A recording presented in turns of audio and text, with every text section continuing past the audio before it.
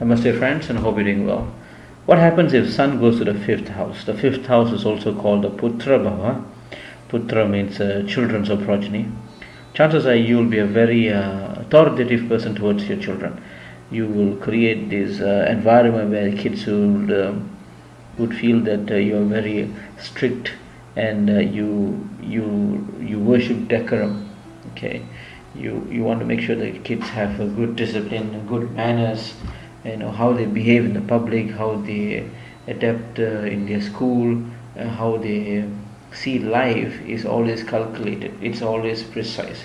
It's always disciplined. It's always organized. Okay, so if you're a mother or a father, this is how you would behave to your children. You're very authoritative about it, and when it comes to education, you will make sure that the children realize that it's all about education. You instill this to them on a daily basis. Every time when you see them, at least once a day, you tell them the importance of education. You instill this in them. Okay, and you yourself are known to be an academic. You love to read things. Okay, you love to understand how the mechanics of things works. And all that. You're a very rational person in that sense. Okay. When it comes to morale and ethics, it's a little bit tricky because you are a self-esteem person, right? You see morale differently than the others. You always have this thing that respect begets respect. Okay, if you don't see people behaving to you correctly or nicely, you will behave the same way to them. Okay, so when it comes to morale and ethics, it's a question mark. You can be seen as a rude and audacious and a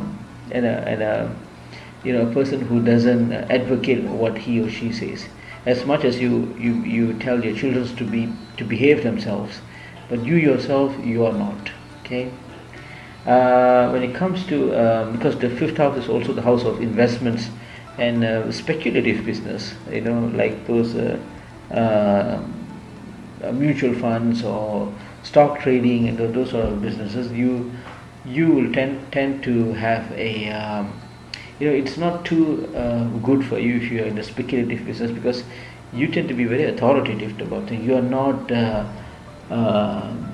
you're not loose about it. You are not in a position to accept new ways of people,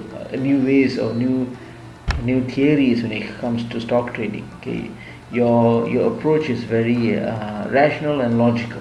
Okay, so if there's a new trend out there and that may be seen as a key to make a lot of money in stock market, you may not be following it. You will question it. Okay, you will question it, and then sometimes once you question it, you will also do research on it. But for the most of the time, you will just question and ignore it.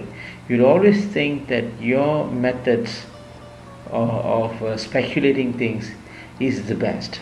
Okay, that's the thing that is always strong in you.